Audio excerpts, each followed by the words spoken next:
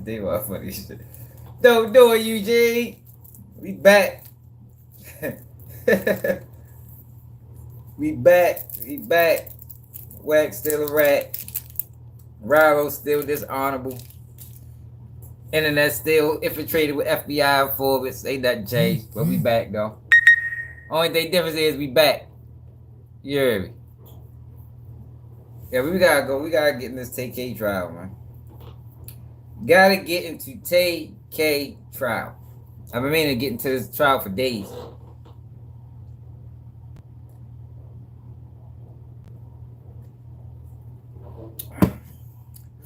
So, a few parts I want to focus on: opening arguments from the prosecution and the defense. Probably tap on, a few. I just want to see what angle they going at with this, yo, because from what I read, it's conflicting testimonies from witnesses. They say a Hispanic person did this, but somehow TAY is charged with the murder. So we just gonna tap, man. Make sure the boy getting a fair shake, getting a fair trial. Wait till YouTube finally sound some notification. You know how they do it. They chastising me again. It is what it is. I ain't tripping. I ain't here tripping for real. And we gotta make sure we sharing the lives though, y'all. When YouTube start playing like this, we gotta share the live. Alright. Same way we gonna get out there. Damn, y'all left my light upstairs.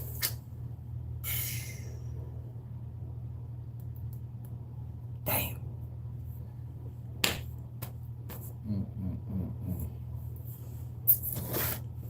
Let me show y'all some other shit. I seen this trial today. Not even a trial. This little white kid got arrested for a murder. And they gave him a fucking break of his life. It seems like with us, they don't give us no breaks. They be trying to sentence us to the chair. You hear me? To the motherfucking chair.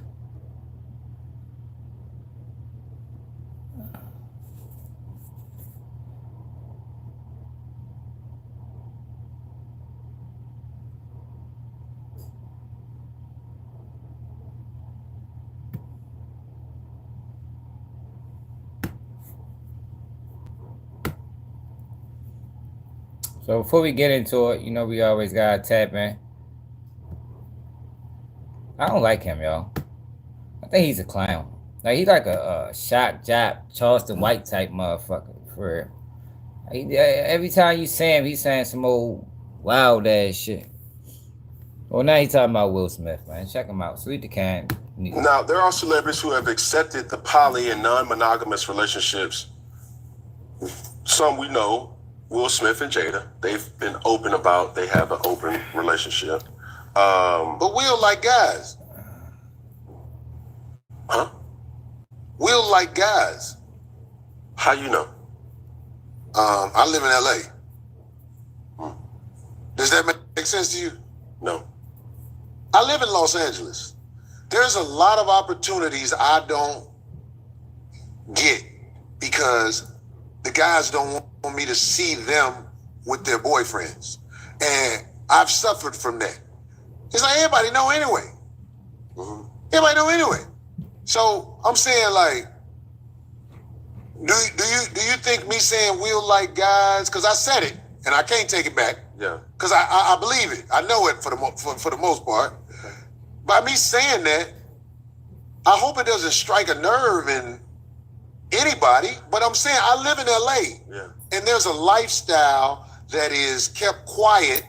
A secret society. Yeah, and it's like people like me suffer from this lifestyle because of the shame that some guys have move. And I don't think that however you move is something you should hold against me. I think it's unfair. Now, there are celebrities who have accepted the poly. That nigga say any motherfucking thing. Nigga, fireproof, nigga. Punk ass nigga. Hey, yo, I meant to show y'all this. Matter of fact, let me go get my lighter. While I go get my lighter, I'm going to show y'all this.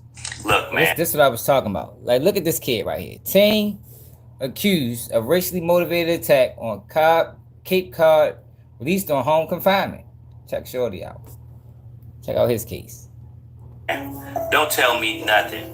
We still got kids like this getting probation even after they admitted they attempted to unalive a person by drowning them. John Sharon, 15, will serve probation and around 700 hours of community service after he copped to attempted and assault with a dangerous weapon charges in December. He will also be required to attend online educational classes and get this, write an apology letter to the victim. I don't want to hear nothing if brothers is on the train minding their business and get attacked by 5 white teeth. One of the guys said, who cares? It's only a nigga. Another one said, why are we making such a big deal over a crackhead nigga? I don't want to hear nothing.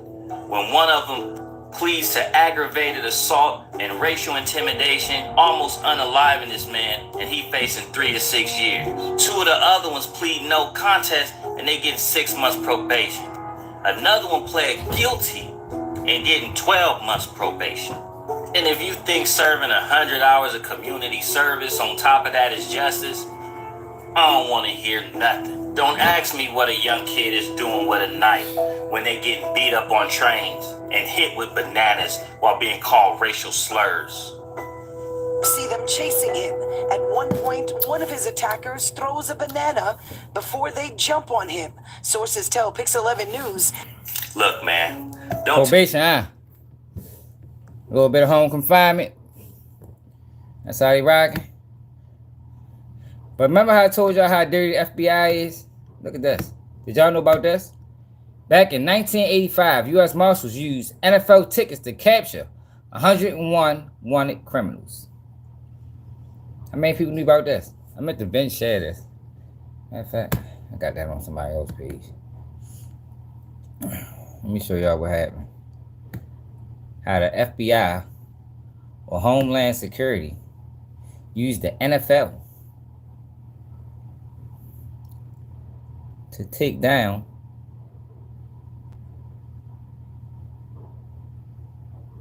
people that supposed to have been wanted.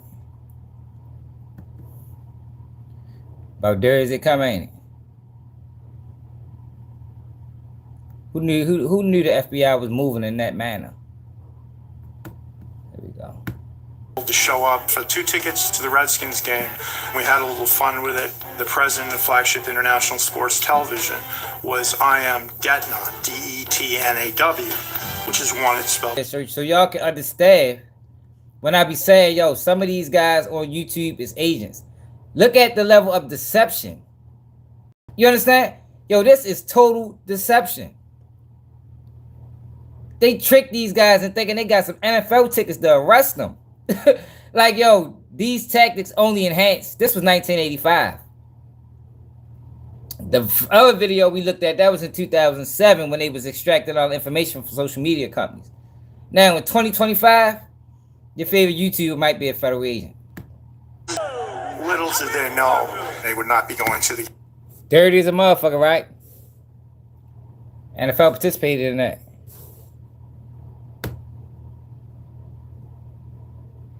All right, but we're ready to get to take care, but I want to show y'all what's going on with Diddy real quick. So, they say Cassie and 4 others, trafficking victims, are testifying in Diddy's trial. Now, yo, they really trying to tell people that all his ex-girlfriends, he was trafficked. They was trafficked. Like, Diddy's out here trafficking his girlfriends. It's crazy. That's the story they sticking to. In a motion filed on Friday, April 4, prosecutors said that victim 1 will not be testifying anonymously during Combs' upcoming trial, where he faces a racketeering conspiracy, sex trafficking, and transportation engaged in prostitution. People exclusively confirmed with sources that Ventura 38 is victim 1 and that she will be testifying in trial. She is prepared to testify under her own name. The filing states victim 2, 3, and victim 4 have asked that their identities not be revealed to the public or the press or whatever, press or public. No, she not. Prosecutors requested that the anonymous victims be referred to at trial using their whatever, and for the court to require the defense not to share identifying details of them.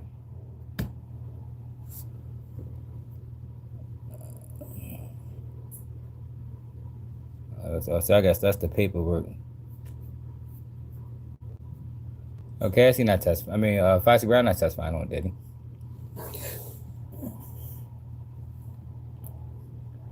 Narrowly tailored measures at trial that are consistent with the prosecution. Multiple victims of sex crimes have been afforded in recent federal trials.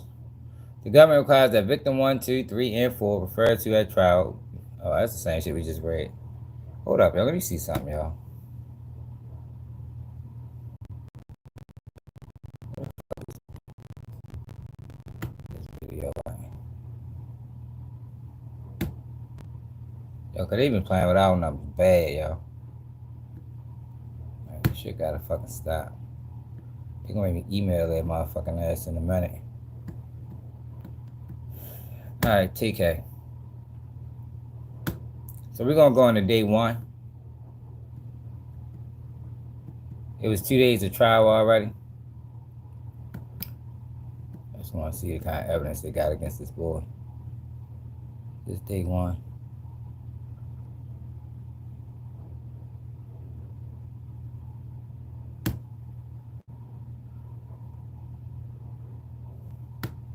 The window in the wood, right? That can happen, yeah.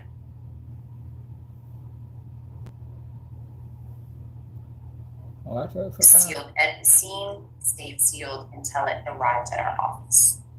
And I see on this that it reads, it has some numbers listed on there, and this number seems to match very closely.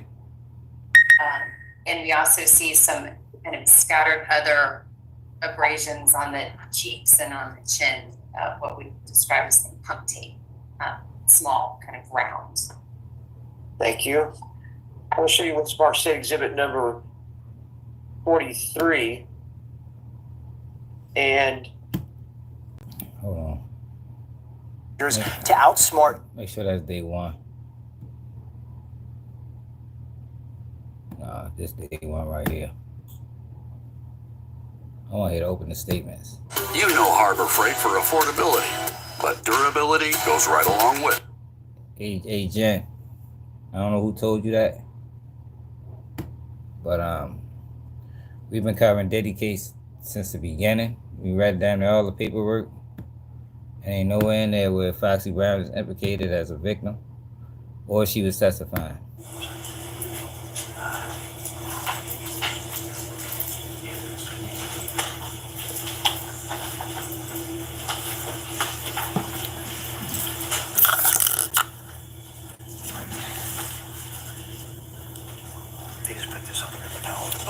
Who the fuck is this person?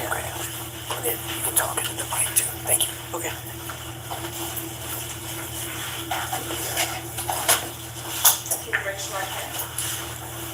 You solemnly swear affirm the testimony you give will be the truth and nothing but the truth, so help you God? Yes, ma'am. All right, you can lower your head.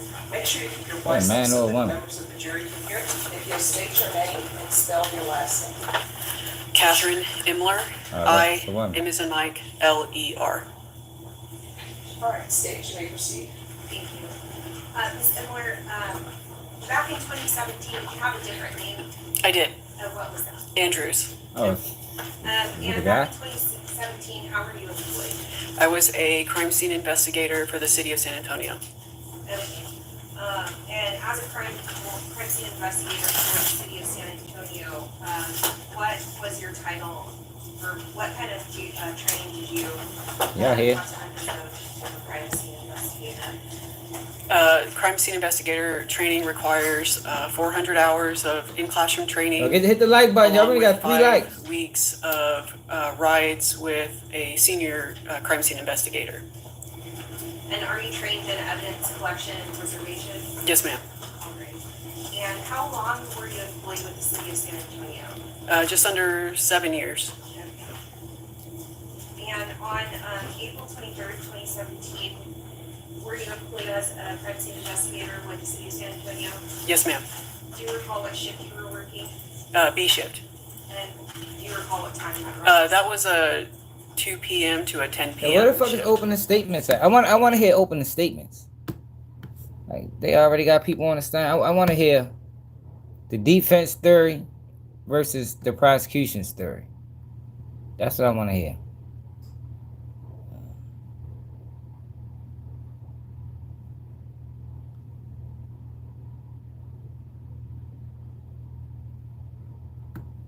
Here we go. This must be the beginning of it right here.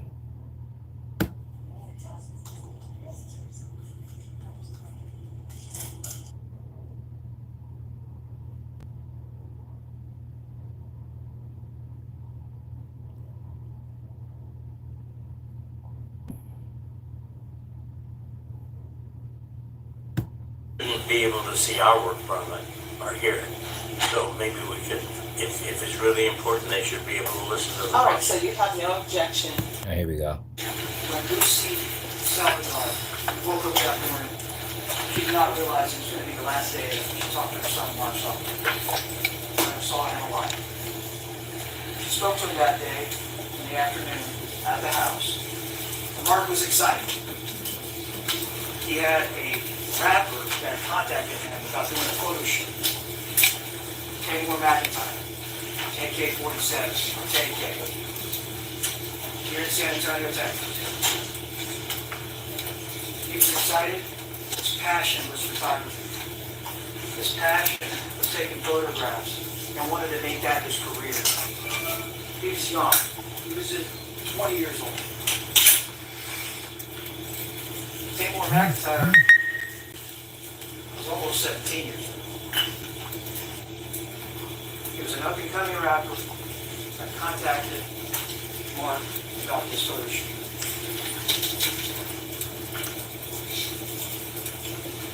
And when Taylor came over to pick up Mark from his house, at his mother's house,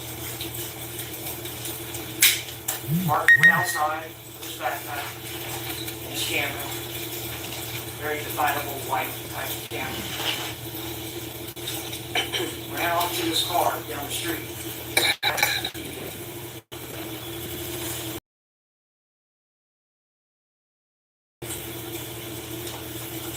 He'd be falling off that car later on, shot by this individual that's sitting right over there.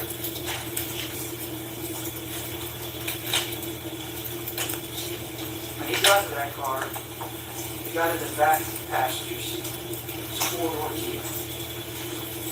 Taylor McIntyre was in the front passenger seat. Joanna Reyes was driving the vehicle. A good buddy of TK's back seat scooted over to the middle, Jalen Bell. And also there was Jeremiah Rodriguez in the back seat. When they drove away, they proceeded over to 410 and Nicole, across the street from North Star Mall here in San Antonio, Texas. When they were at the intersection, an altercation began at that point. This man right over here pulled out a gun and turned around and started hitting with his fist and also with the gun. Give me your stuff. Give me your stuff. Give me that backpack. They're wrestling with the backpack. At that point, Jalen Bell also wants to get involved in this. He's a bigger guy. A lot bigger than TK. He's in that back seat with Mark. They start beating him and trying to take away his backpack. His passion is in that backpack. His photography, his career. TK gets that backpack away from him. Jalen Bell still hitting, kicking, pushing Mark. They're at a stop sign.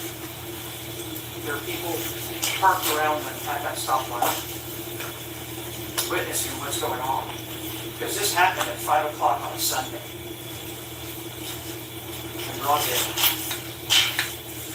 At some point, Mark gets kicked out of the car. They slam that back door. They won't let him back in the car. Help! Help! Help! He's yelling. What he loved is in that car, his camera. Give me my dings! Give me my dings! He knows the light's about to turn green. He's frantic. He runs to the front. He jumps on the hood. one of the biggest mistakes of his life, or rather, the last part of his life. Joanne Reyes is driving that vehicle. The light turns green, they drive through that stoplight. It's a Sunday afternoon, right across the street, the highway from North Star Mall, there's a Chick-fil-A. Chick-fil-A's closed on Sundays. They pull into that Chick-fil-A parking lot. Slams on the brakes. Mark sort of stands up. Looks like he's stomping on the windshield. But then that car jerks and falls. You see that passenger door open up. The front passenger door open up. But this man over here is sitting with that gun. He leans out. He shoots Mark. Through the shoulder, goes across his body, exits a little bit of his lower back. That's crazy. Falls to the ground. Just gave that shit up. Takes off. Yo, You see several people run up. yo, possessions is not worth dying over, man. Like, god damn, shorty. That shit's crazy. That bullet crossed his body. It hit his spine, his both lungs. If he would have been on the best medical gurney in the world, he would have survived that shot. He dies in that parking lot. It's TAY and his friends drive home. They don't go to the cops. They don't call the cops. They run away. That's not the end of the story. As that car was found less than a mile away, abandoned at a Mexican food restaurant. There's evidence there. TAY was there. James Bell was there. Jeremiah Rodriguez was there. And Joanna Reyes was there. Doesn't end there. TAY, Jalen take off. They run. They get out of town.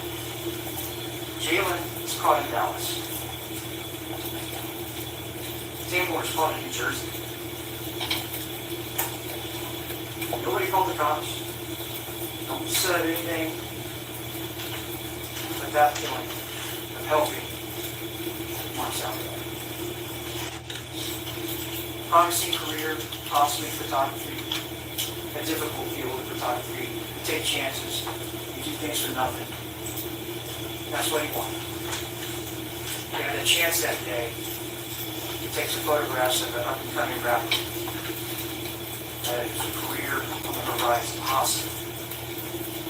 Or wanted that career on the rapper. And instead, that particular day, he chose to take a life of an individual. Mark's out. That's what we will bring to you at this show. Tamor McIntyre.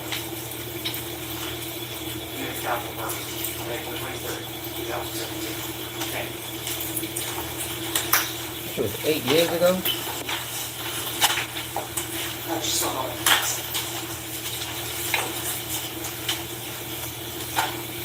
All right, you may proceed. Okay, please support, opposing counsel, ladies and gentlemen.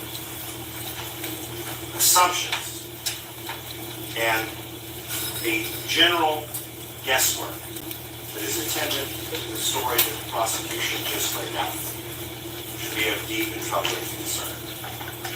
There's no dispute that Mark was killed. There's no dispute that he was shot. There's no dispute that there was an altercation in that car. But virtually everything else that the prosecution has laid out for you is going to be told to you through either people who are making a wild guess based upon very, very small fragments of information, the bystanders, for example, on the highway, on the access road, where this altercation took place. Or it's going to come from people who are in the car. And I want us to stop and consider what that really means in a case like this. Mr. McIntyre is accused of capital murder. You heard yesterday extensive discussion about something called the law of parties. which is the idea that if you are assisting someone in the commission of a crime, either before it happens, while it's going on, or after the fact, you are culpable just the same as the individual that pulled the trigger, the individual that decided to take a life. That's going to be the backbone of this case, is everybody in that car pointing their finger at someone other than themselves. And the state paid to get that information developed. Not with money, not with the normal kind of transaction, but with something that is the most valuable thing a person can trade, their freedom. That's the issue in this case. What exactly caused there to be a fight in this car and who that fight was with is all going to come from people that were occupants of the vehicle and, according to the state's theory of this, participants in what took place. As far as who struck first, what the argument was about, all of that's going to come from the other occupants of that vehicle who have a vested interest in making sure that it doesn't land back on them.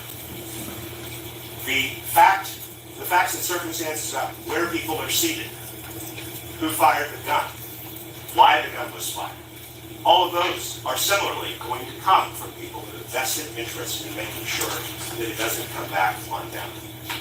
And ultimately, all of those things tied together, the way in which this case becomes a charged capital murder against Taylor McIntyre has been spun from the detective's lips to these witnesses' ears. If I was coerced, About to be regurgitated back to you. yeah, just the way motherfuckers. the state wanted it. You know they coerce a witness if need be. We gotta see the motherfucking footage of the interrogations of these people. See how they came to the determination that this was TAY. The state paid for it, the state packaged it. That should be taken with an exceptional amount of scrutiny. And the law in Texas acknowledges that. I expect, after you've heard all the evidence in this case, that you will be charged on something called the accomplice witness rule, which tells you that in Texas, the law requires that the state provide corroborative evidence other than the testimony of an accomplice or a co-conspirator in order to establish guilt.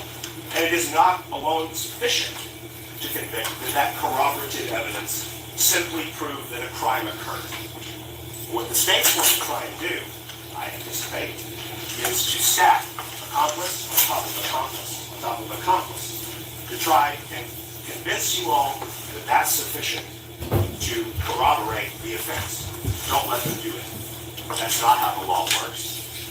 And you all would have to take each of those accomplices as being inherently suspect and recognize that they can't corroborate each other. And what we're left with at the end of that is going to be the actions of law enforcement investigating this case, which, as my colleague Mr. Goldstein will explain to you. Now, y'all, TAY got money. For people that don't know, he made a lot of money off that race song, so he should have a good attorney. Now I don't know how much money he got left, but that race song made a lot of money. Subpar, suboptimal, and not acceptable, especially when we have this kind of a case on the line. The investigation done here was half-hearted, lazy, negligent, dilatory, Over $1 million. and ultimately was substituted by reliance on these accomplices as the proof in the pudding, as it were, that a crime was committed. You're also going to hear some evidence about the aspect of the case Mr. Garahan described to you, which is that Mr. Salvador got on the hood of the car after some altercation took place in the vehicle. That is to say, there will be people that testify who were just on the roadside, that in broad daylight on a Sunday, there was some kind of an altercation in that car. Accounts will differ. Some people describe the individual as an African-American man, young. Some will describe that individual as having a pistol. Some didn't see one. Some will describe that individual as being a Hispanic young man. Some will say that the Hispanic young man had a gun. Some don't. All of those things, I think we have to understand, just are what they are. This happened in the flash of an eye. It happened in a place where you don't normally expect to see something like that. We're talking about Chick-fil-A over on the north side of town, across from North Star Mall. Not your normal 5 o'clock Sunday activity. And what they saw is what little piece of this overall story they saw. But what seems to be consistently accepted, at least by the lead detective on the case at the end, as he synthesizes all of these little snippets of observation, is that Mark Anthony Saldivar got out of the vehicle, proceeded to argue with the occupants of the vehicle while inside, they're still inside, and then jumped onto the hood of the car and began stomping the windshield of that car. And you'll see the windshield of that car caved in as the result of that activity. You can see where his foot came through, and you can see the rest of it coming through with it. And it is in that context that gunshots are fired. It's in that context that Mr. Saldivar loses his life. We talked yesterday about self-defense. We talked about defensive property. We talked about provoking the difficulty. So fundamentally, I want you to keep those principles in the back of your head, because however these cooperators, these accomplices, decide to paint and shade this version of the story on this occasion, and there have been several, the bottom line is that the things that happened while everyone was in that car had dissipated. And I think a great many of us, confronted with an altercation inside of a vehicle like that, would have walked away. But that's not what happened here. Now, the state's going to try to maintain that the reason why Mark Anthony Saldivar didn't walk away is because his camera equipment was inside. But you'll hear testimony from one of the cooperating co-defendants, one of the accomplices, that the photo shoot that he just described had been called off, and that they were just giving this guy a ride. Any evidence that you do hear about a camera, about a backpack, about property of Mr. Saldivar being taken, is going to come from these cooperators. There's no camera recovered in this case. There's not going to be an Exhibit 15, the camera of the deceased. You're not going to see money taken out of the deceased's wallet. The fact that those objects even exist is something that has to be speculated and guessed upon. TAY trial. Ultimately, the only place you're going to hear it as evidence is from these accomplices. So, fundamentally, the state can't prove that this was not a justified homicide. The state cannot prove Mr. McIntyre is the shooter in this controversy. The state can't prove that there was a robbery, either intended or executed or attempted. Those things are all coming from people with an absolute vested interest to accomplish it. And so, no matter how the charge is broken up for you, I think that there is no question the state will not be able to meet its burden to establish proof beyond a reasonable doubt of capital murder. And far less question that they'll be able to establish even basic, fundamental first-degree murder. Those are the things that you all are confronted with. I'm going to turn it over now for just a moment to Mr. Goldstein, who's specifically going to talk to you a little bit more about the nature of the investigation in this case, and fundamentally why, as jurors, as you are assessing the evidence in light of your duty to presume Mr. McIntyre innocent, that the investigation in this case should be criticized, and you all should not be filling in the gaps for the police. I want to thank you all for your time. I urge you to listen to the evidence carefully. I know you will reach the correct verdict. May it please the court, able counsel, ladies and gentlemen. Oh, this next one. Ladies and gentlemen of the jury, this case is old. The evidence is old. It occurred in 2017, 7 years ago. Speaking of old, I'm 81. I'm probably the oldest person in this room, and that's why I need notice. Why counsel come over and coddle me every once in a while. I've been sitting here listening to the able lawyers in this room speak to you. That's primarily going to be my job. I haven't said much to y'all or anyone up until this time, and I'm probably not going to say a lot during the trial. I'm going to be like all, I'm going to be watching.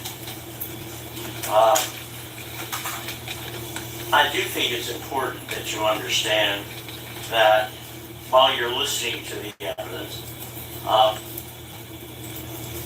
that these are good lawyers on the other side. just as I know ours are very capable lawyers. I respect them. I respect this court. I respect our judicial system. 2.5 centuries. I mean, it goes back to ancient times. There's some magic in the number 12 when you listen to it. And I think almost every lawyer that's done this, I've been doing it 57 years, will agree. It comes to the right result. I'm always, each one of y'all might not use the same tools, each one of y'all might not come from the same place, each one of you bring your own experience to this room. It must be your individual decision, guilt or innocence. You should deliberate, you should listen to the other jurors when that time comes at the end of this case. But it has to be your individual decision. Let me suggest to you that this adversary process involves a lot of things. As we listen to this evidence, there's going to be disputed evidence. You're going to hear two different sides. That's why we have juries. You're going to have to make some decisions. Most of the evidence in this case is not in dispute. Most of it's not going to be contested. And you might think, well, why am I being subjected to all this? That's their job. Their job is to prove, if they can, each and every element of this offense beyond a reasonable doubt. That's the highest standard known to law.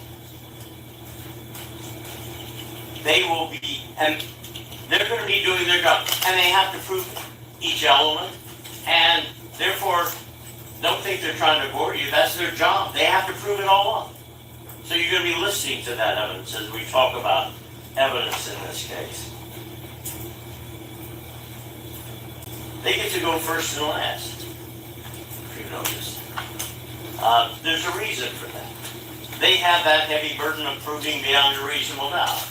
Therefore, we give them the chance to open and at the end of the case to close. They'll be the last you will hear from. The last evidence, the last argument. And that's as it should be. But we're kind of squeezed in the middle like a ham sandwich. I'm Jewish, so maybe it wouldn't be a ham sandwich, but it'll be a sandwich nevertheless. Let's say turkey sandwich. Some people describe it that way. There are some matters that are in dispute. And I want to warn you in advance, each side will vigorously present their evidence. There'll be objections. We may have disputes. We may offend each other on occasion. I hope not. I believe in the collegiality of fellow lawyers. Like I said, I respect these. But we're going to have some disputes. I may offend them from time to time. I may offend the judge on occasion. I may, God forbid, offend one of y'all. My hope is that if the lawyers should perchance offend you on occasion, hold that against the lawyers. Hold that against me. Tell me about it after this case is over with. Don't hold that against Tamor McIntyre. Please. That's not how our system works. Let's talk about the matters in dispute. And I will do that briefly, Your Honor. Tamor McIntyre is charged with capital murder. And as you heard, what they've alleged is this was a murder committed during the course of a robbery or attempted robbery. But that extra part is when you heard all the questions being asked of you during jury selection. Everybody paid a lot of attention. It was because that's what's required to prove that offense. You have to prove both murder and that it was during the course of a robbery. And that's going to be an issue in the case. Well, let's talk about one of the disputed issues, the murder, the shooting. It is interesting in this case, what you will find is that there was only one spent shell casing found in the car.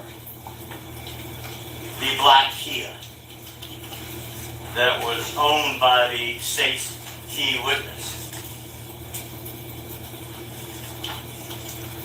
That spent shell casing, when it was originally identified by the prosecution's technician,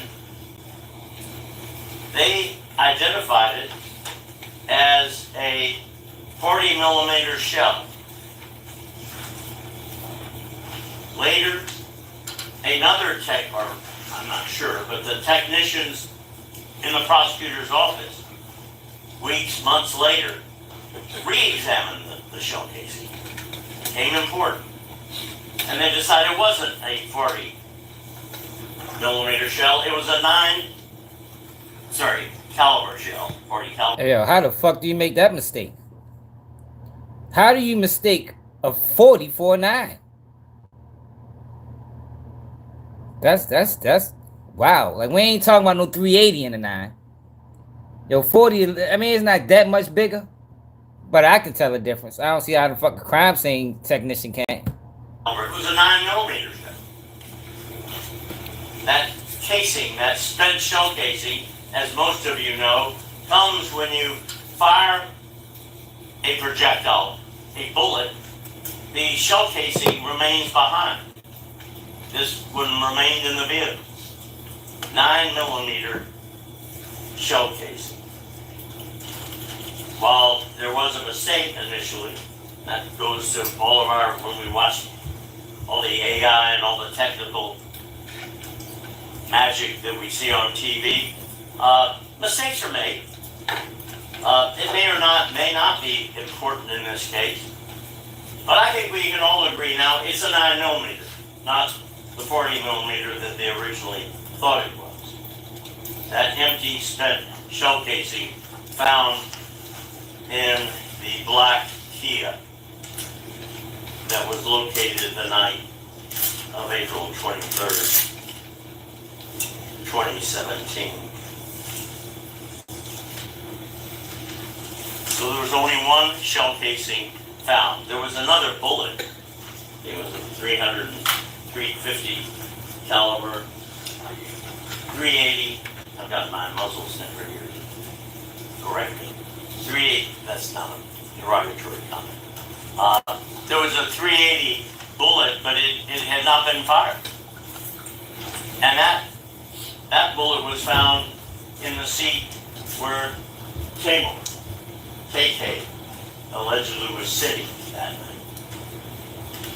But the only spent shell casing, the only one that was fired, that's found in the black Kia that night, is a 9 millimeter spent shell casing. There was also only one weapon recovered in this case. It was a 9 millimeter Smith & Wesson, seized from the co-defendant that able counsel for the prosecution mentioned to you earlier. Well, his ass the motherfucker shooter then. The fuck? Look like everything point to him. Jalen Bell. But more likely, he wasn't telling. Yo, it's a dirty game out here, man. Why, crime don't pay off. You commit crime just by yourself, but these motherfuckers be telling everything. You're gonna be lying. He had a 9 millimeter Smith & Wesson, the same caliber. It was months later when he was arrested in the Dallas-Fort Worth area. But it was the same caliber, the one weapon that had been seized, as the one shell casing that was found. Now, you've got one shell casing, 9 millimeter, one weapon, 9 millimeter, a Smith & Wesson. And you would think that the evidence would show that they compared it. That weapon sat for 7 years an evidence room between Fort Worth and San Antonio. Years here in our own evidence place. No one ever tested them. No one ever compared them. Until John Hunter. Kind of looks like Harry Potter. Well, no offense. He was one of my best students, and he worked for me for a long time, so I think I have the right to make fun of him. He makes fun of me too, and you'll probably hear it. But here is the interesting part. No one ever compared them until he requested from this able prosecutor, who then located the weapon, and they had it tested by a technician, like the prosecution technician that mistook the .40 caliber that was actually a 9mm. And he said that that weapon, that 9mm spent shell casing, matched the weapon that had been sitting in evidence rooms for 7 years. Damn. You're going to hear, I believe, conflicting testimony. It's going to be brought to you, but it's not that. We have to wait. Remember I told you, they get to go first and last, and we're kind of sandwiched. Well, the part of our sandwich is after their piece of bread that goes first.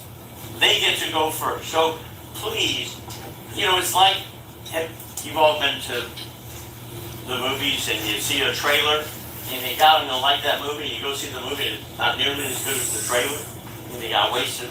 When I was a kid here, I could go to Majestic for 15 cents. It's a lot more expensive now, but even then I felt ripped off when I thought, gee, the only good part of that movie they showed me in the trailer. And I sat there for 2 hours. Well, I'm going to ask you to wait to hear this conflicting evidence. It's worth the wait, folks. This is a movie worth waiting for.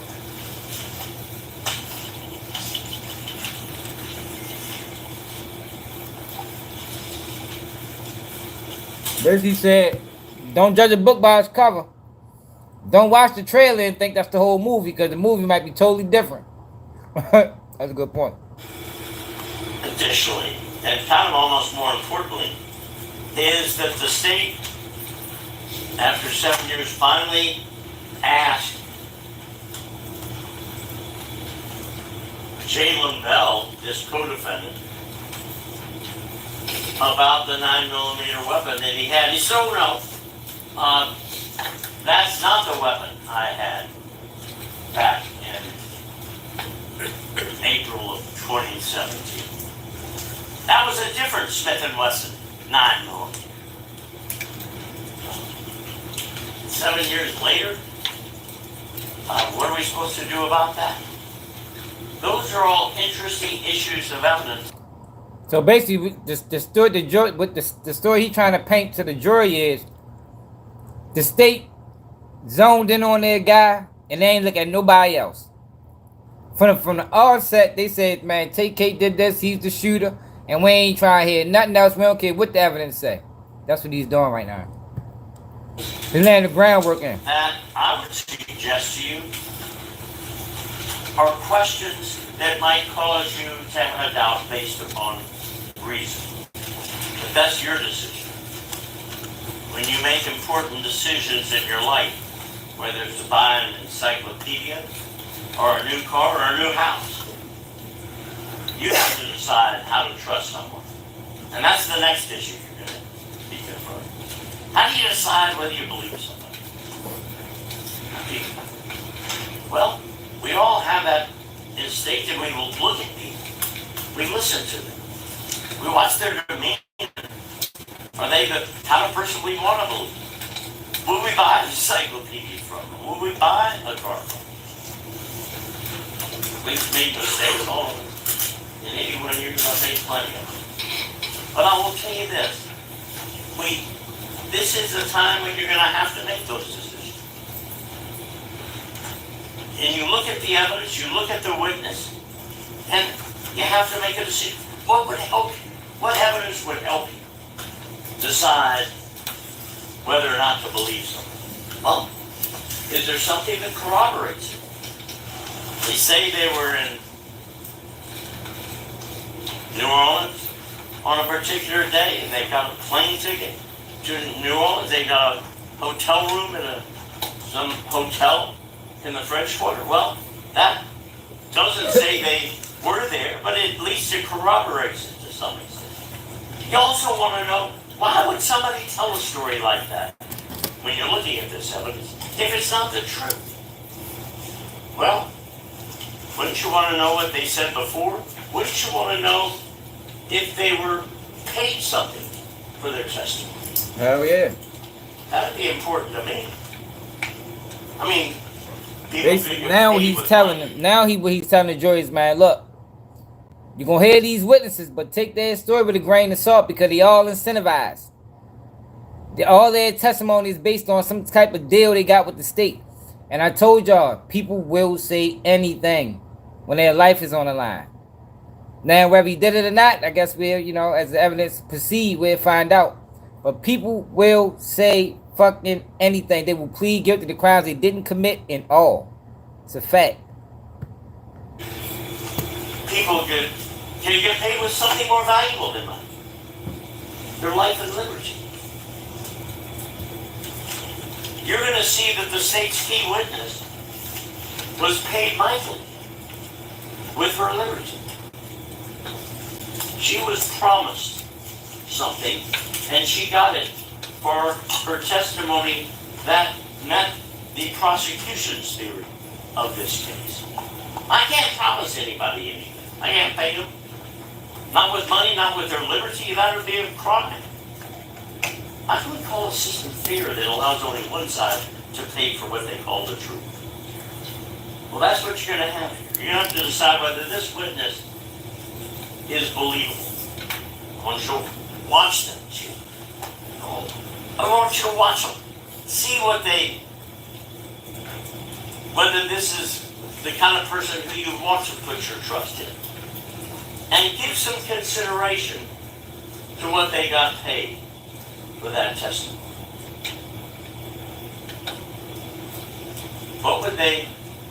What would someone say if it would mean facing a capital murder case or walking free today?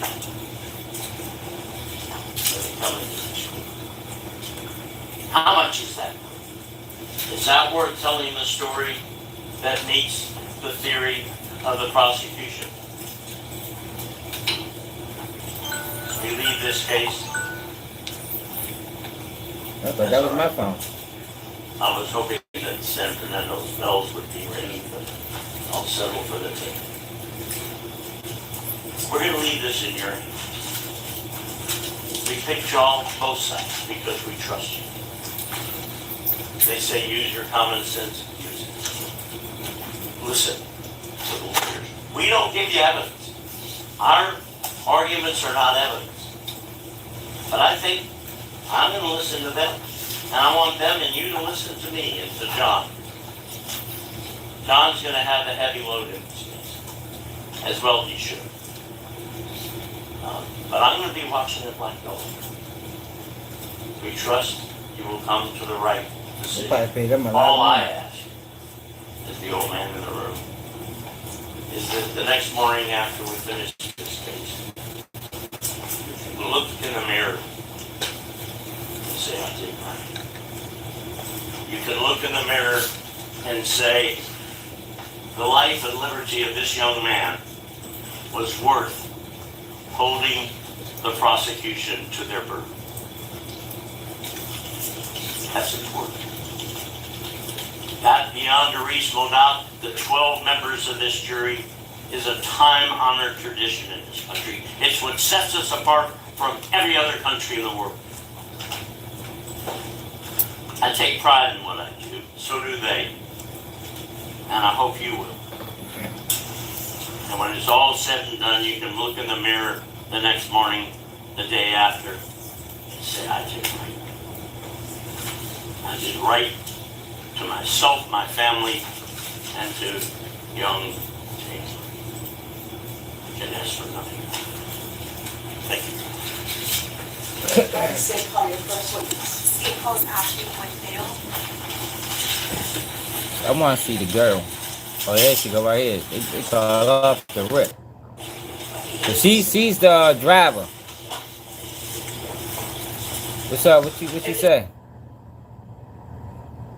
So this is the girl right here that the state gave some type of deal to. So how old are you again? 28. Okay, and what city do you currently live in? Okay, and how long have you lived in San Antonio? Okay. What school did you attend in San Antonio? When you were high school? I'm so sorry, but I still cannot hear the witness answers. All right, so you don't need to borrow your mask, please. So that Well, at least bring the microphone up. All right. We'll just make sure you speak loud. Sorry, I'm going to ask you to lean into the microphone, okay? Yes.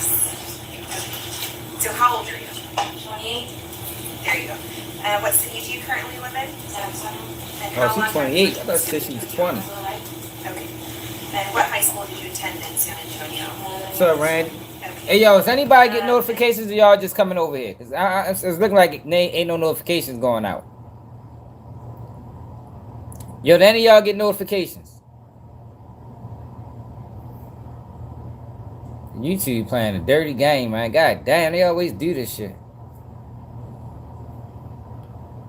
Do you work currently? Draco, what it is? What do you do for a living? God damn. Okay, and why are you That here shit today? crazy. Okay, so I'm going to turn you back to that date, April 23rd, 2017. Do you recall who you were That's with wild. that day? Yes, I was with family members. I was with my dealers, my husband, and my grandma. Okay, and so what's your grandma's name?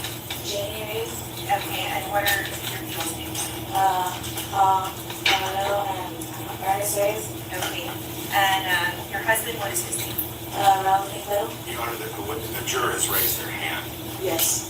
What's the T? Yeah, they be fucking me over, Oh, y'all. I'm so sorry. Y'all know what it So is. here's the thing. As jury, Whenever I press the line, they take out, they sync out numbers for a couple months. It's like they try to chastise you, like, all right, don't do that shit again.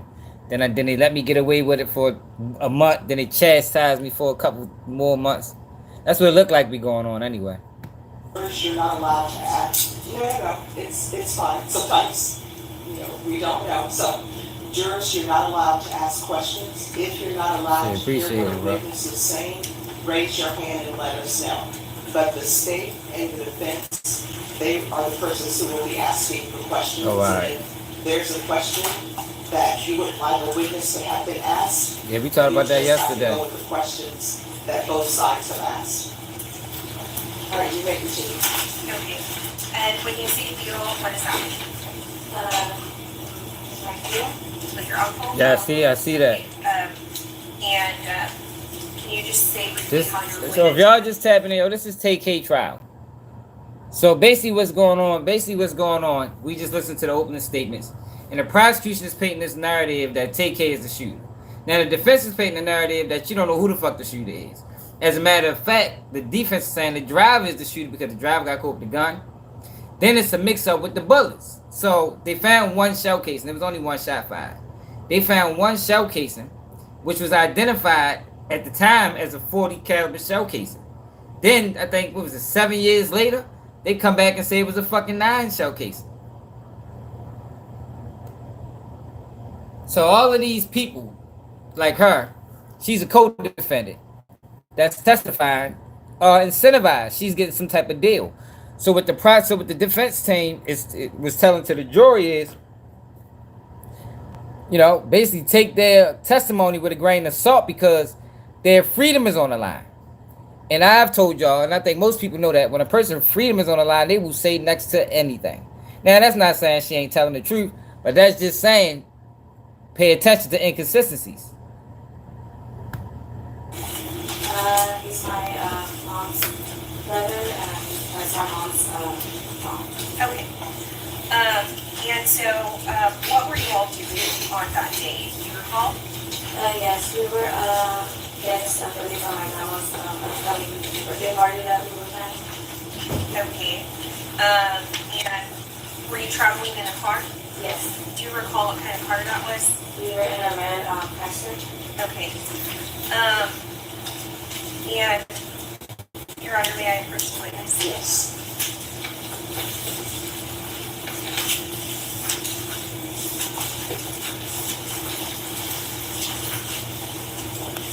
So I'm going to show you what's been marked as State Exhibits 1 and State Exhibit number 2. Have you seen these photos before?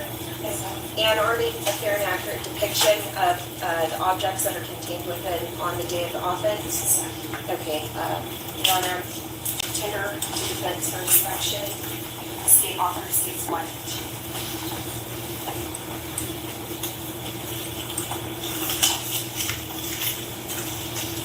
I'm so sorry. I can't hear what she said. What did she say?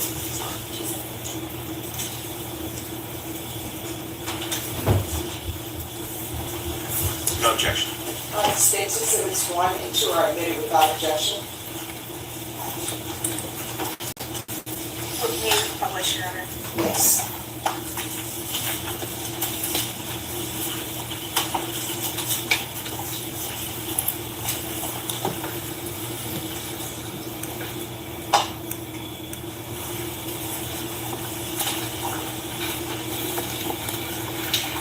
All right, now I I'm don't going to know, show bro. you what's been So entered this into another evidence. theory. So the theory is this was over video equipment, and if you just came in, so what happened? So the state's theory is TAY and some other guys met this kid, 20 years old, Hispanic kid, with intentions of doing a music video.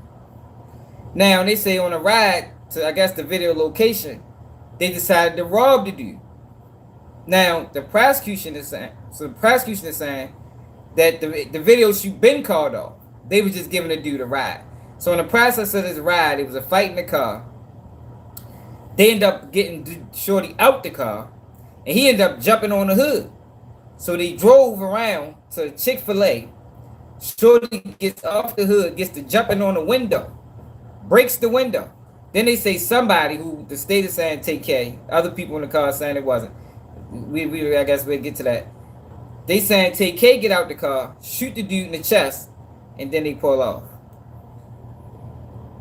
But they say he was jumping on the car. State's Exhibit number 1, and you just had an opportunity to look at that, but is that the red Chrysler that you were traveling in? Yes. Okay, can you tell me who's in the driver's seat? That is my uncle Ernest. Okay, and who's in the back seat right there? Now it's gonna be my grandma. Okay. And in State's Exhibit number 2, can you tell me who's contained in that photo? That is Paul. He was in the front, and that is my husband now.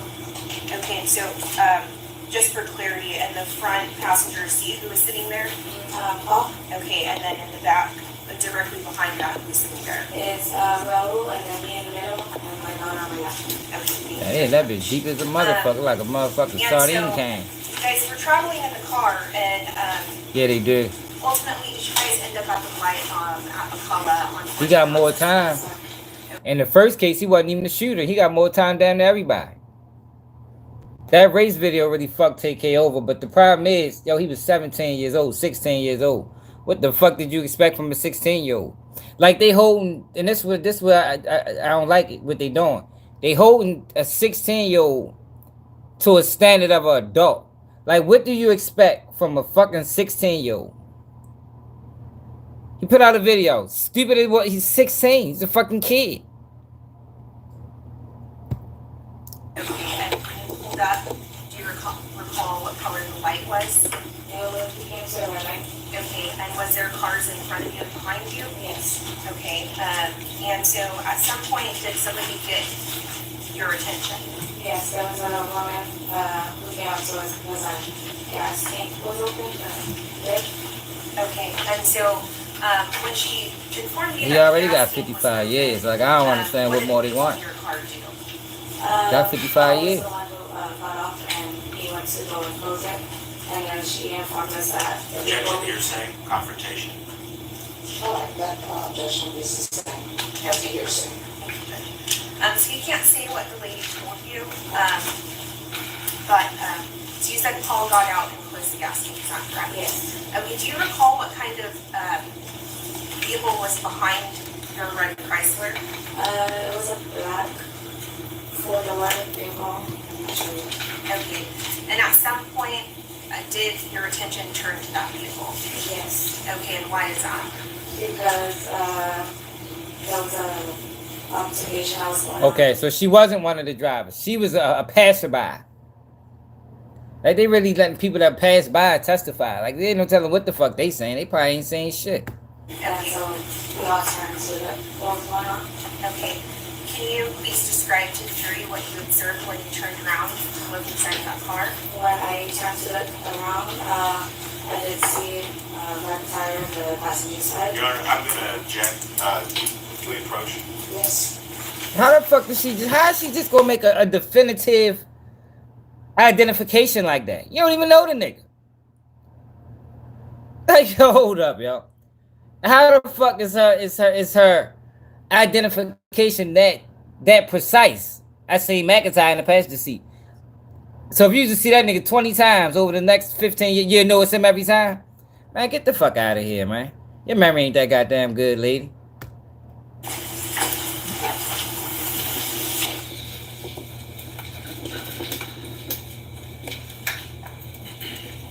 Defense on their ass. Defense said, can we approach the bench? We ain't like that. You understand what I'm saying, though? Like, how is she able to make a positive identification of a person she don't even fucking know? Like, she could have explained, I seen the guy, brown skin. How the fuck do I say McIntyre? You don't know that nigga. So using it to, Who was exactly beating up on him? just to You disregard her answer Told you.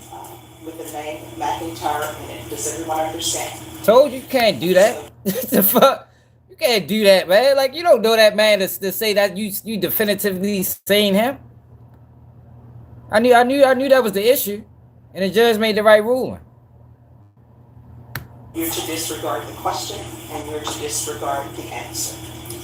Your Honor, we would respectfully move for mistrial. That will be denied. It should be a mistrial. Judge. So That was wild. without naming the person, can you describe what the person in the front passenger seat looked like? there's a black now. Okay.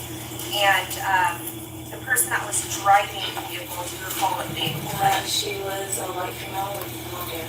Okay. And so when Yeah, she knew she was out of line for that. you look in that black four-door, what did you observe going on in that black vehicle? There was a Mexican that was sitting in the back, getting beat up on by the brother in the front and the back, sitting with him. Okay, and so when you say the Mexican boy that was sitting in the back seat was You saying all of that? up on, was some This bitch lying. She was coerced. Just the two guys, the guy on the front and then also the one in the back. Okay, and did you see anything in the hands of the black male in the front? Yes. What did he have in his hands? That was a handgun, a black handgun. Okay. God damn, what the fuck? She got X-ray vision? Yo, what the fuck? Yo, hold the fuck up, yo. See, that's why we gotta watch this shit, yo, because yo, she lying. This bitch seen through the car. She probably can tell you what kind of shoes they had on. Like, you seen all of this passing by. You seen TAY, you seen the driver, you seen the gun, you seen you seen all of that. Bitch lying. She lied. She was coerced. Where was that pointed at? He was also using it to hit him. Okay, so it's being used to strike the person in the back seat, is that correct? Okay, and so the person in the back seat that was being struck, eventually what happened with that person? He somehow ended up getting out of the vehicle, and we had thought that was it, but he ended up getting on top of the vehicle after. Okay, and so when the How many right other people turn saying this exact same thing? what did your car do? We ended up taking the right down with him because with the dying situation we had in mind, so we ended up turning to safety and they ended up going straight. Okay. Yo, so they watched all of that. She seen a gun get pulled out, and she watched all of that, and ain't been get out of there. Man, shit, motherfucker be trying to get the fuck away from that type shit. She just sit back and she might as well pull out her camera and record it. They had phones that had recording in 2017. Yes. You seen all that while you recording all that? And you reviewed this before, correct? And you're familiar with the area where this occurred, right? And so this is a fair and accurate depiction of the location, is that correct? Yes, ma'am. Okay, and I'm intending to defense for inspection.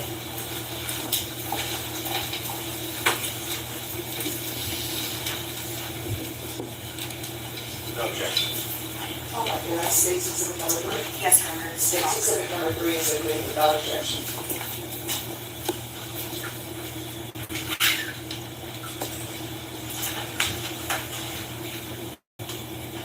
Okay, Ms. Bail, and so, can you see that okay up there? Yes, ma'am. All right, and so you see where I'm pointing at, and that's McCullough Avenue, correct? And so where I'm pointing at right here, is that where your vehicle was stopped at the red light? Yes, ma'am. Okay, and so earlier, you said that your vehicle took a right, is that correct? Yes, ma'am. Okay, They're gonna so show up that here. They got hella cars right there. a right down McCullough Avenue. Okay, and so then where did What's up, your man? vehicle go from there? We ended up turning to the left into the shopping centers that are right there. Right in here? Yes. Okay, and so when you turned into the shopping center, what did you hear? Did you hear anything at that point? We heard one gunshot. Okay. And after you heard the gunshot, did you see anything associated with Chick-fil-A? We saw the black vehicle speeding off. Okay, and is that the same black vehicle that was behind you? Yes, ma'am. Okay, and is that the same black vehicle where the Mexican boy got on the hood of the car? Yes, ma'am. Okay, and you said you observed it speeding off? Yes, we had saw it taken a left that way and we were coming from this side. Okay, so you're right here, is that correct? Yes. Okay, and you're saying you see that black Kia come out from here and take the left, is that correct? Yes, speeding off. Okay. And so, once you see that, what do you and people in your car do? Once we had the gunshot, we were just like talking about it and then passing the Chick-fil-A, we ended up seeing him rolling on the ground. And when you say him rolling on the ground, The Mexican. The Mexican? the Mexican boy that was on the hood? Yes. Okay. And she just happened to be Mexican too. And so when you see him rolling on the ground, then what do you do? We got off the vehicle. Me, Paul, and Raul, we went to him. Okay. And when you observed him, the Mexican boy that was laying in the Chick-fil-A parking lot, that's the same person that you observed and the black Kia getting beat up on, is that correct? Okay, and so when you observed him, did you notice if he had any injuries? He had a big bump on his forehead. Okay. And did you make contact with officers on that day? Yes, ma'am. Okay, and did you provide a verbal statement to the officers on it? Okay. And,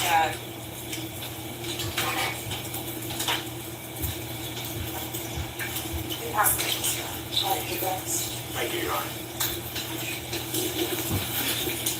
Good afternoon, ma'am. How are you? I just have a few questions for you. The first is, did you meet with the prosecutors at all in preparation for your testimony here today? Like 2 weeks ago. Okay. You met with the lawyers themselves or with the advocate, or do you remember? With her. With Ms. Galloway? Okay. Did you review anything in anticipation of your testimony? Just everything that happened from the cameras. You reviewed your previous statement? Okay. And so you were standing outside the Chick-fil-A when you gave that statement to police, right? Yes, Yes, sir. And you recall you were explaining to the officer several things that you had learned from other people in the parking lot, and you were waiting for police to arrive. Do you remember that part of your statement? You don't remember the officer telling you to only tell him what you personally saw? Oh, yes, yes. That happened, right? So there, by the time you spoke to the police, you had already spoken to several other witnesses to the incident, correct? No, just the people I was with. Okay, so you would talk amongst yourself. Yes. And how many people were in the car? 5 of us. Okay, and what seat were you in? I was in the middle and the back. You were in the middle and the back. Okay. So you didn't see the altercation first. Who saw it first in your car? Paul. Paul? Paul. He was He's the driver? No, he was the one who got out to close the gas tank? Yes. Okay, so he got out and closed the gas tank, comes back into the car and says, there's some people fighting in the car behind us. Is that basically it? Yes. Okay. And that's what prompted you all to turn around. Do you know how long roughly that light that you all were parked at lasted? That was a good minute. Okay. Minute, couple minutes, something like that? Yeah. Okay. So what you saw happened very quickly? Yes. Okay. And is there tinting on that car? It looks like it from the photographs they showed. On our car? On your car, yes. No. There's no tinting at all? No, not in the, not like on the back window. Maybe the sides maybe, but not on the back. Okay. And you're looking at the car directly behind you? Yes, there's the car right there. Okay. Is it parked like bumper to bumper? Is it parked back a car length? About how far from your back bumper would that car have been stationed? The very next car. Okay. Right And, for the middle. and you were watching for the whole time that the light was red? Yes. Okay. Now,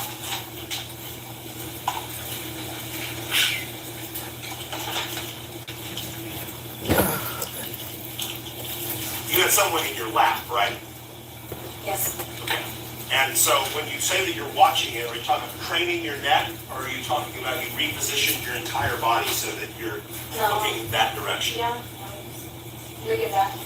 She lying like a Yeah, motherfucker. basically, your belly button's still facing forward. You're looking back this way? No, I turned. I was able to turn. So more like kind of a side view? Yeah. Okay.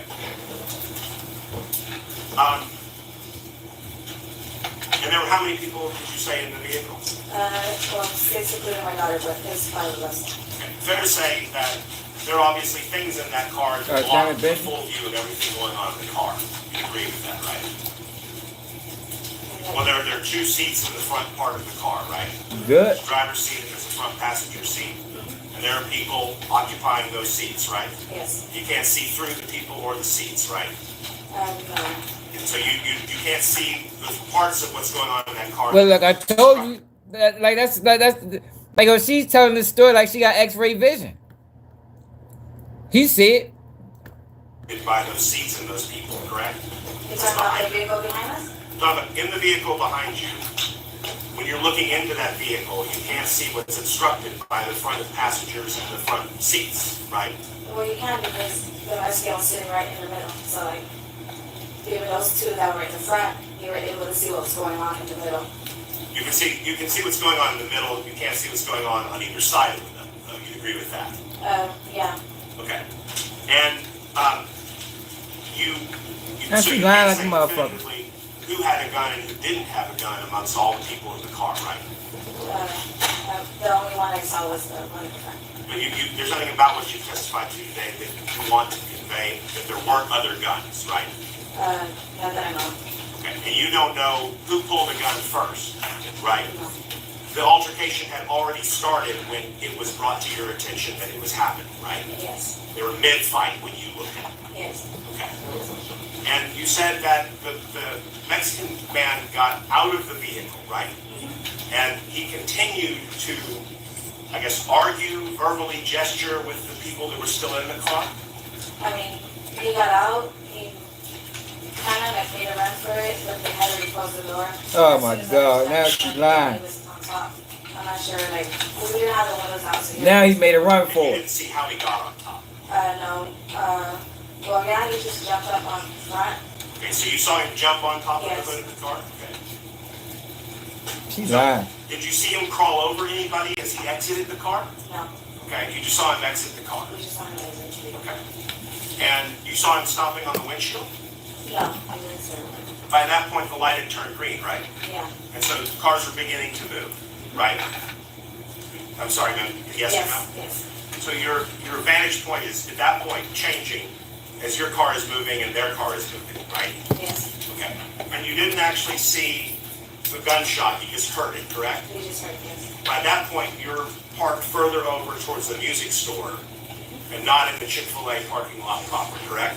If we weren't parked, we were driving because we had just turned in there, just turned in, to get away from all of that. So you're driving away from all of it and you hear a gunshot just in the car? Yes. Okay.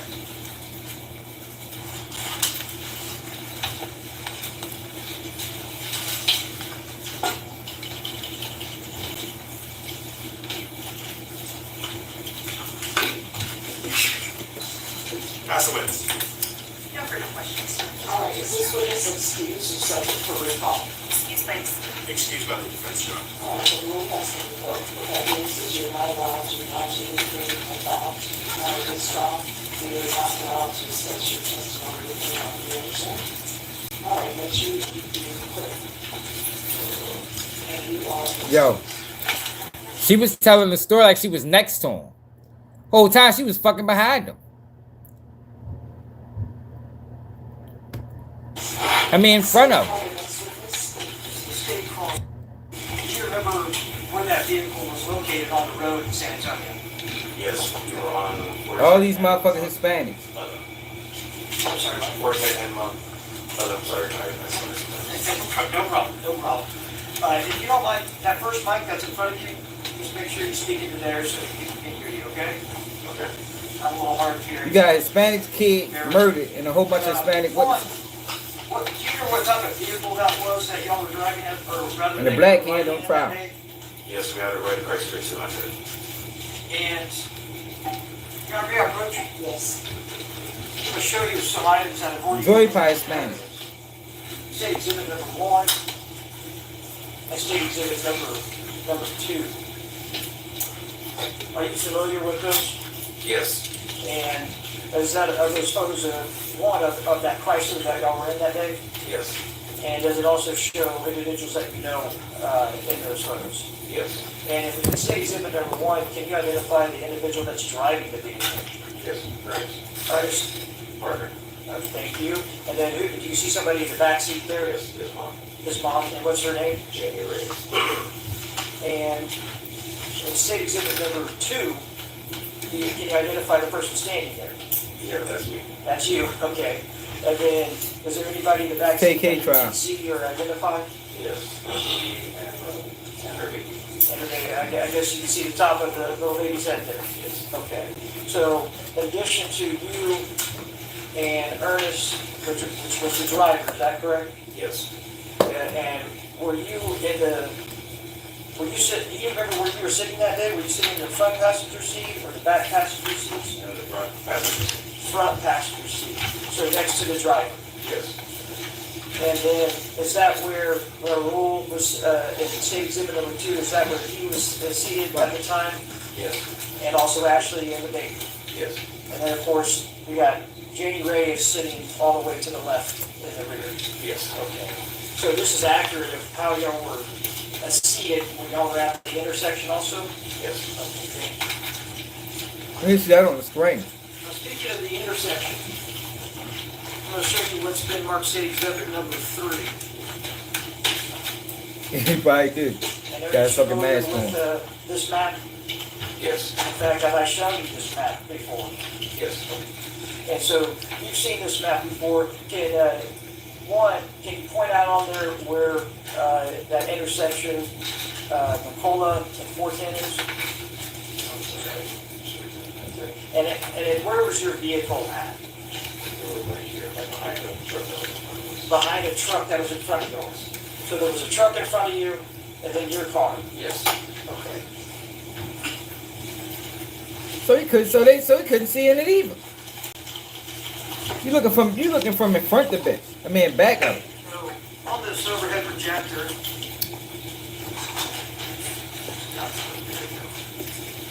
Yeah, that picture is wild. Look how many cars they got piled up in that picture. I'm gonna point to where you pointed. You pointed to this vehicle right here. Yes. And that's, let me make sure, this is not a map from that day. Is that correct? No. I mean, some things have changed on this map, but generally this is how it looks. Yes. Because that's the main intersection. It hasn't really changed since 2017. Projection, speculation. Definitely speculation. Won't be overruled. If you have the answer, you can answer. I'm sorry, Henry. Either way. This intersection hasn't changed much since 2017. He can't tell you that. It's an actual road. It hasn't moved. Okay, yeah, no, the road, I'm looking at this over here, so. Hey, bad question. I'll move on with that, but this is the intersection that we're speaking of, correct? Yes. Okay. And you, like you stated just previously, that this vehicle right here. He's trying to paint a narrative that this intersection is always busy, just like this.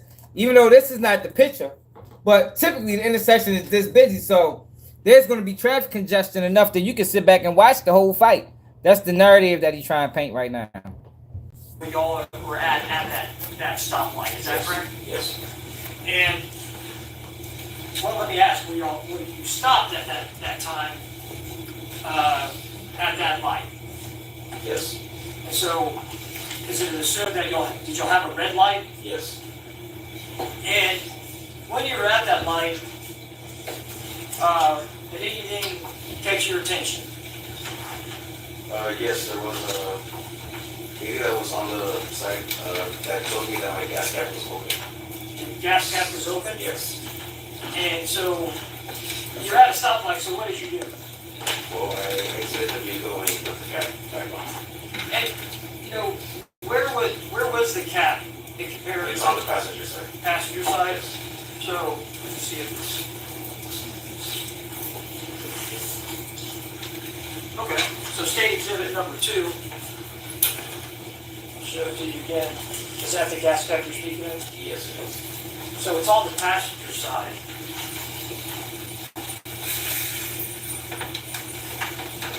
Let's do state exhibit number 2 here.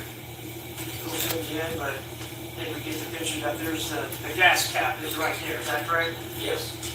And this lady told you that the gas cap was open, Yes.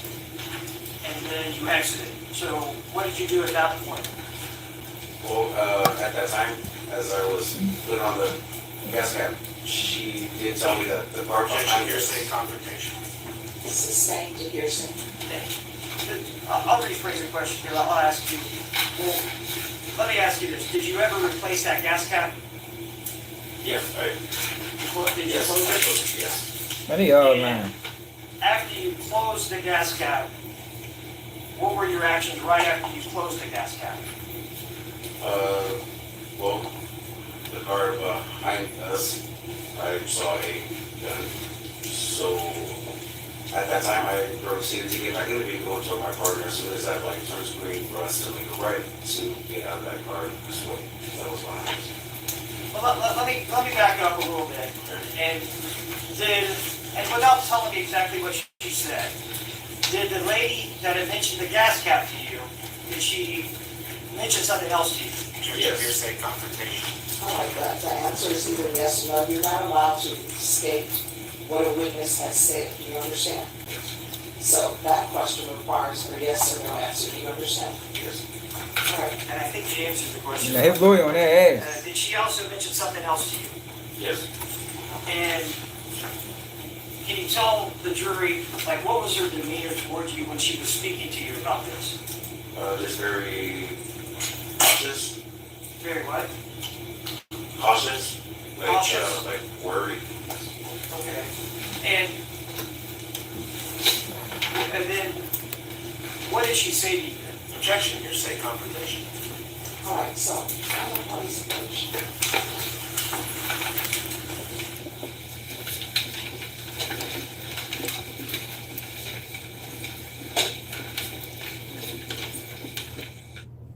Man, TAY legal team, vicious.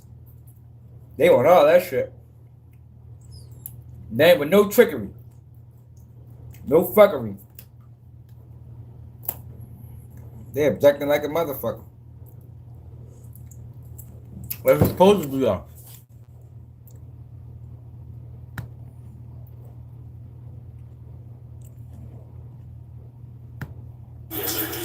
And was it typed out? Yes. And was it typed out by a police officer and then you read it and signed it? Is that correct? Yes. Okay. And I want to show you what's been marked State Exhibit number 5. Can you just please review that and tell me if that is the actual typewritten statement and signed by you back on April 23rd, 2007? Oh, the police wrote the statement. How ironic. Yes. And I know that you're nervous today. You mentioned that to me. So let me ask you, in this description, can you read through it? How convenient. And don't read it out loud, but to yourself. And can you tell me that when you look to the back? I'm going to object to the question. The foundation has not been laid for him to be reading his statement to answer the question. That objection will be overruled.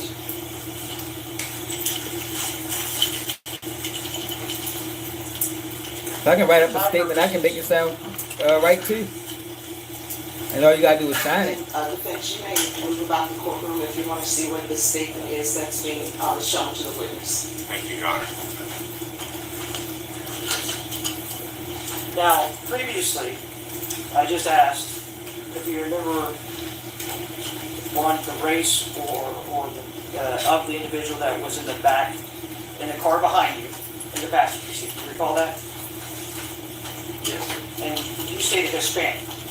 Yes, I thought you were referring to the person in the back seat. Oh. Not the passenger. Okay. So that's where we got confused. That's my bad. I apologize. So let me rephrase my question, and that helped clear it up there. Yes. When you looked to the back and you looked at the vehicle behind you, the front seat passenger,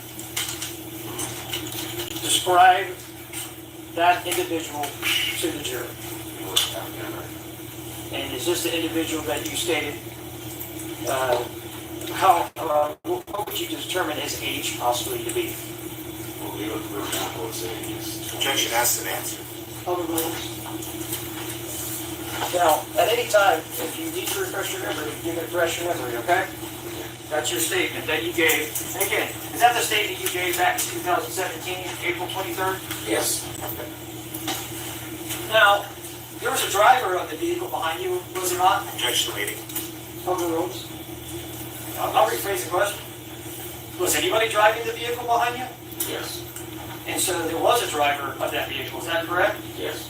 And can you describe to the jury that driver? Email. Shows her long hair. And I'm sorry, I couldn't hear you, but did you say the color of hair? Blonde. Blonde. Thank you. Now, you said that in previous testimony, you said there was some type of scuffle. Yes. And can you tell me, who could you see participating in that scuffle? The passenger.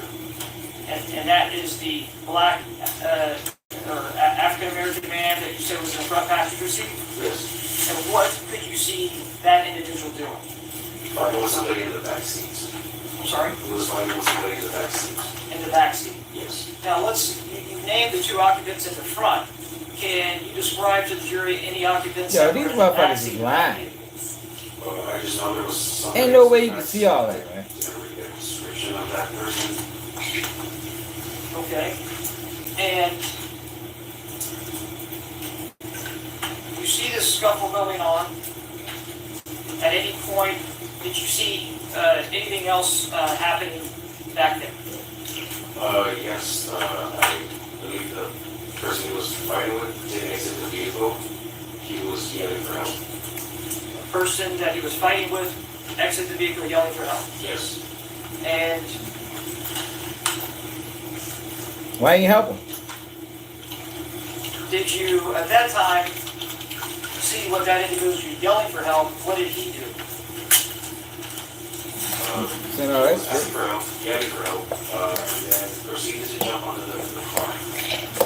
And now this is all behind you, right? Yes. So, as you told the jury, you're turned around and looking this way through the window, and you're watching all this Yes.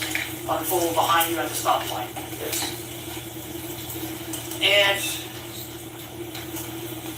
after the individual jumps on the hood, let me ask you, do you remember if he jumped on the hood like standing, or was he on all four, like on his hands and knees? Can you describe to the jury, if you remember?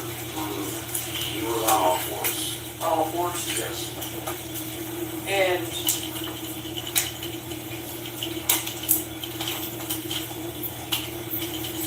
at any time, did the light, what happened? Did the light ever turn green? Yes. And at that point, what did, I guess Ernest was driving your vehicle, what did he do? He went right, as I said. And so,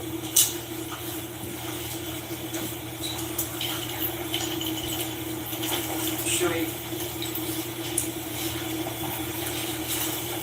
So you're saying that from this position here, when the light turned green, Ernest took a right? Yes. And Everybody took it right. What, only right turns right there? had the individual on the hood, on his hands and knees, where did they go? They went straight. So it would have gone straight through the light. Yes. And at that point, where did y'all proceed to? We went right in and we turned into that shopping center that was right there. The shopping center here? Yes. And did you ever see that black, that vehicle with the individual that was on the hood? Did you see that vehicle again in this parking lot? No. Okay. Did you ever see that vehicle again? Yes, after it had, yes.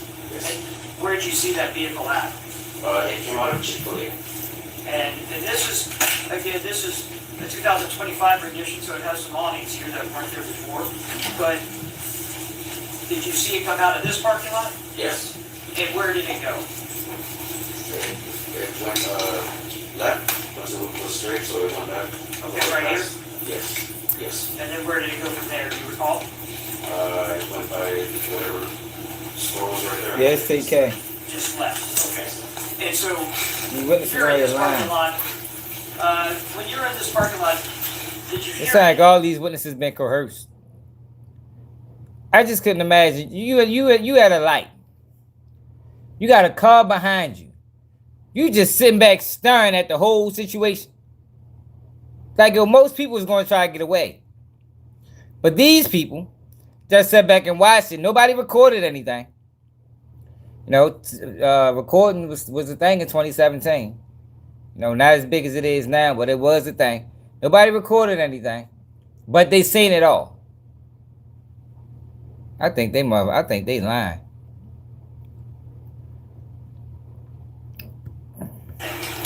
Yes, we heard one gunshot. Gunshots. And did that bring your attention to this area? How many gunshots did you hear? Yes. And that's where you just stated that you saw that black vehicle drive through the parking lot. Yes. And I can go back to the actual intersection again. When y'all were driving off, did you look back and see anything in the vehicle that individual was on his hands and knees? As we drove off, yes, he was still on all fours. Okay, on all fours. And did you ever see This is like, what this only was, that 2 front days in. seat passenger, that African American male was doing when the individual was on the hood and he was driving? No, not at that. Did you ever see anything in that black African American's hands? Once we Objection asked and answered. The first question was, did you see it? Overruled.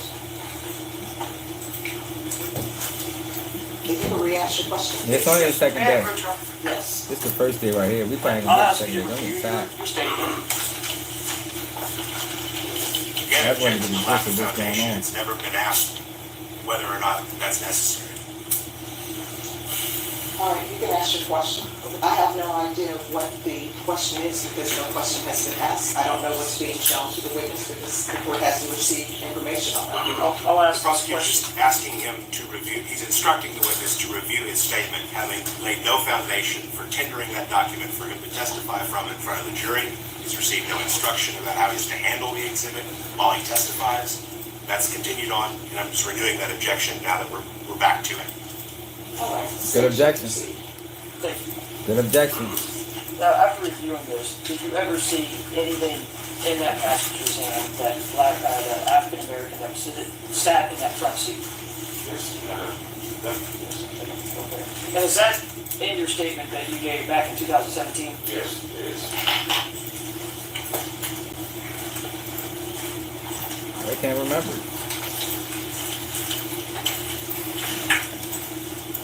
I don't trust state prosecutors. I know y'all know that by now. I want to show you what state exhibit I number don't trust 4. detectives. I don't even trust lawyers, for real. I don't know if One, I don't. have you seen this item before? Yes. And can you identify anything in it? Yes, our vehicles are. Or you got And that's, you said our vehicle, is that the vehicle that you testified to that you were in that day? Yes. And is that the vehicle that Ernest Vegas was driving? Yes. And also you were the passenger in that vehicle? Yes. And is this from the day of April 23rd, 2017? Yes. And right after you saw the black vehicle exit the Chick-fil-A parking lot? Yes. Okay. Your Honor, State would offer State Exhibit number 4 and evidence will send to the defense for any objections.